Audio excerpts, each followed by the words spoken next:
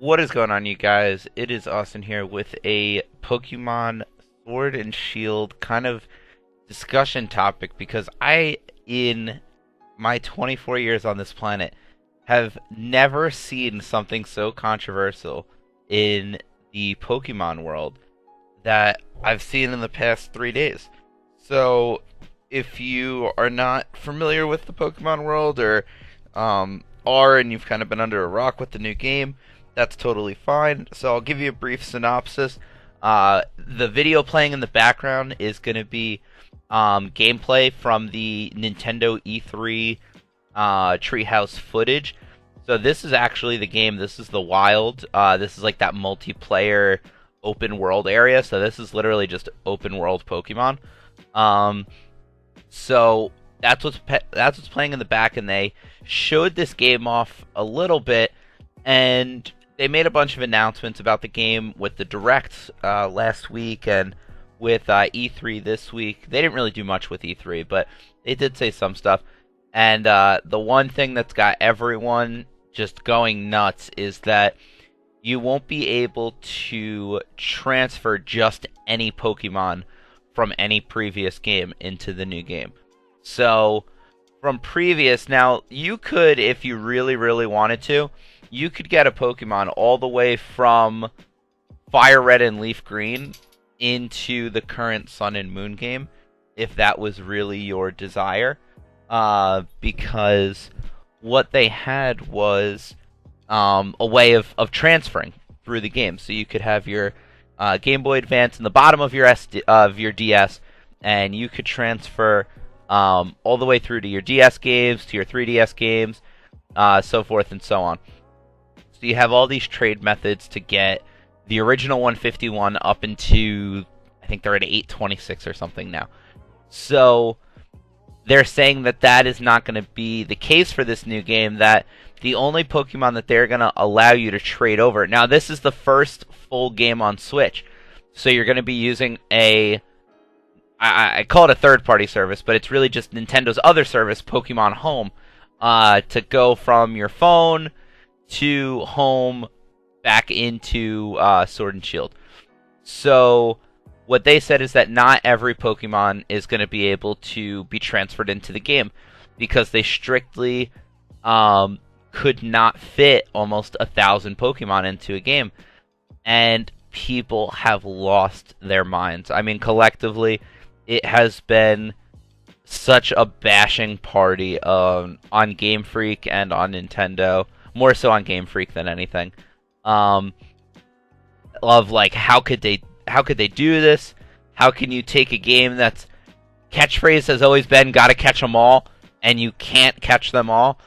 And my first response to that, as a really diehard fan of the series, and especially of the older series, not that I'm a Gen 1er, I'm actually, Gen 4 is my favorite, but it's one of those things that's like, I understand where you're coming from, but I don't really agree, honestly. I think that we're at the point where there's so much Pokemon that it's like, I couldn't name probably, I mean, I probably could name more than half, but there's so many Pokemon out there that you can't expect to literally catch 1,000 Pokemon. That's just not realistic. And, if this was, let's go back to, Ruby and Sapphire, you have 300 Pokemon, 386, that's not too bad, you could do that. But, 1,000 is just a lot. And to be able to expect them to put 1,000 different, for example, let's say every Pokemon uses Tackle, like you'll actually see in the background here, in the video. Let's see what move Scorbunny uses. So, Scorbunny is gonna use probably some sort of Tackle, Growl. Okay, so he uses Ember. So, he has this animation where he shoots out Ember. So, every fire type, let's say there's 1,000, so let's just say roughly there's maybe 100 Pokemon, 150, that can learn Ember. So you have to come up with 150 versions of Ember. That's just one move. There's so many moves and you have all these Pokemon that are going to be in the overworld. So they have to have walking animations, they have to have excited animations, they have to have fighting animations. There's so much in the game that there's not even a game that comes close to having over 1,000 individual animations on top of the open world game. So, I mean, I don't think that it's something that we can expect.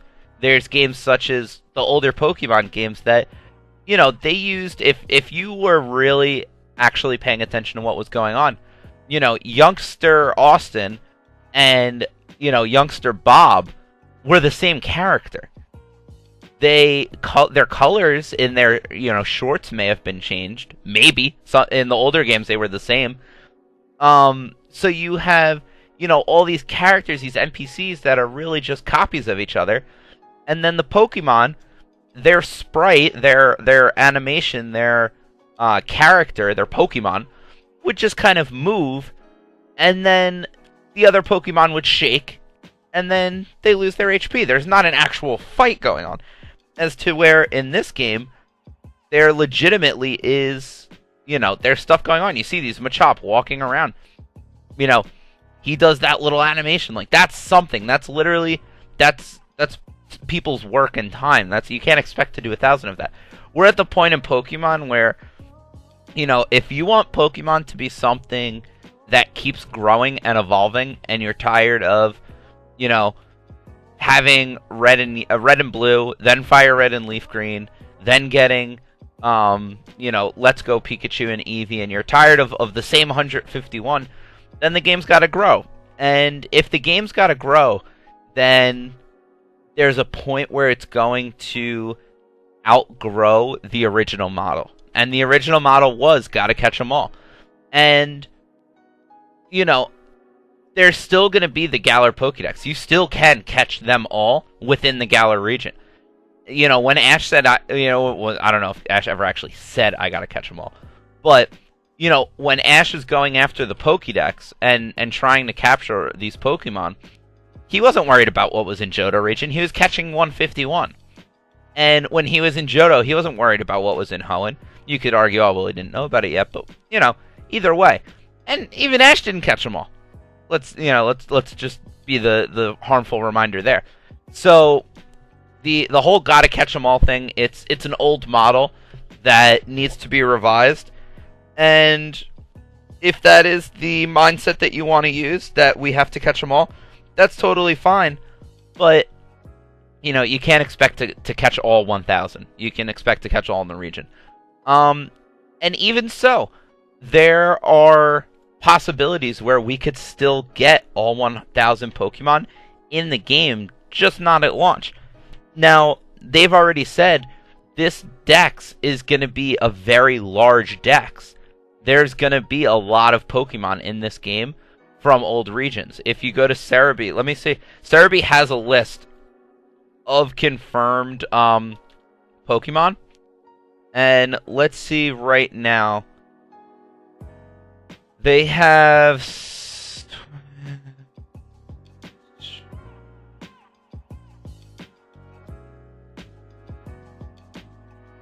They have over 100 Pokemon confirmed right now. And that's with only having 1, 2, 4, 6, 8. That's with only having 8 Galar Pokemon. So, besides the legendary, sorry. So 10, yeah. So 10 Galar Pokemon, then we have over 90 older Pokemon. So there's going to be so many. And they have thrown that 1,000 number out there. So then you can assume that there's going to be a minimum of 40, 150-ish Pokemon in this gen anyway. So, you know, they're not skimping out on what this current gen is. Plus, they're throwing in so many others. So, you know, the Galar Dex is not a small dex. Plus, I'm not, you know, closed-minded to the fact that there's probably going to be some sort of DLC. We very, very, very easily and quickly forget that Pokemon has always been a handheld game. It has never been a console game. Let me say that one more time. Pokemon has been a handheld game. So DLC and stuff like that, you weren't getting DLC on Ruby and Sapphire. Let's fast forward a little bit. You had Diamond and Pearl. There was internet options and internet playability in the game, but there wasn't DLC. There wasn't the ability to throw all these things onto the game. There wasn't, areas that got added in and all these Pokemon, and I'm saying lots of Pokemon, that got added in. There wasn't patch notes and these patches that fixed certain items because they didn't have that. Because it's a handheld game. So this is really, besides Let's Go Pikachu and Eevee, this is the first time Pokemon has come to like a Pokemon game, like an actual, like, go out and catch them, not Coliseum, Stadium. I'm trying to think. There was one on the Wii. But whatever. You know what I'm saying. This is the first like Pokemon core game that has been on a console. So there is an opportunity for DLC. That's not something that I think Nintendo's shy about. And it's also, they've never really thrown a price out there. One, if you're that concerned about getting your national dex, then I'm sure you'll pay for whatever the DLC is. And I'm going to assume it's not going to be more than like $10. I would be shocked if it was more than $5, honestly. But I would assume it to be free. I do assume that because of the outrage that's gone on. But either way, it's just something that I'm very, very sure will come in the form of DLC. And if it doesn't, then you just know that it's because we have a Diamond and Pearl remake coming in 2020.